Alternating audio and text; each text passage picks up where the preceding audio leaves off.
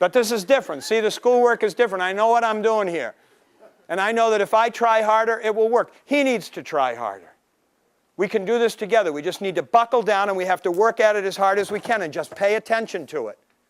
Fight through any kind of frustration that we're having with each other. But as much as we tried and as hard as we tried, we kept coming up short. And by the second grade, his teacher told us that he needed more help in the classroom than she could give him. And we wanted him in a mainstream classroom because he's a bright kid. And we knew what that meant. He needed an aide. And we knew what we had to do to get that. We just didn't know if we wanted to. She suggested that he meet with the school psychologist, which he did. And then the psychologist met with us and told us what he found out.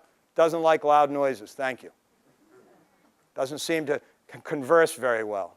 Doesn't know the procedure for making tea. He said he saw something but couldn't tell us what it was. And he suggested more testing. I'm honest when I'm telling you that this is the hardest decision I ever made as a parent. You want to do what's right for your child, but you don't want to burden them with something that they didn't ask for. And we had many tearful conversations wondering what we should do. And I remember lying in bed for nights staring at the ceiling. We finally decided to have him tested some more, and that was done by a psychologist that was recommended to us by our pediatrician. She met with Liam and gave him the test, then met with us and gave us the results. We sat across the desk from her, and she opened a folder and shuffled some papers and looked at us and smiled. Shuffled the papers again, looked at us. I'm sure we smiled. Finally, she said, I have some results. And I thought, good, because that's why we're here.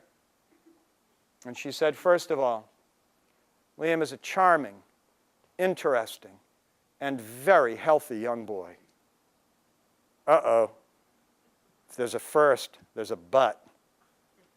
But the testing shows behavioral characteristics consistent with a diagnosis of autism.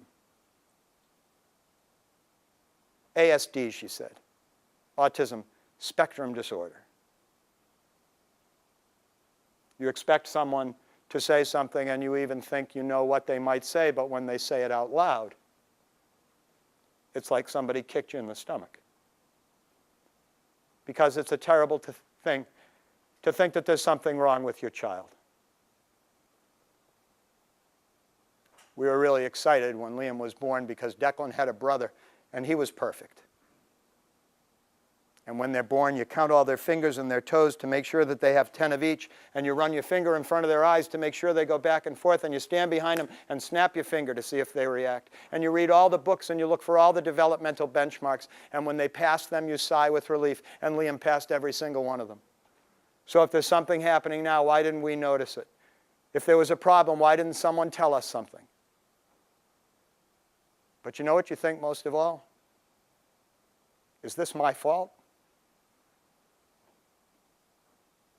Did I not pay enough attention to him?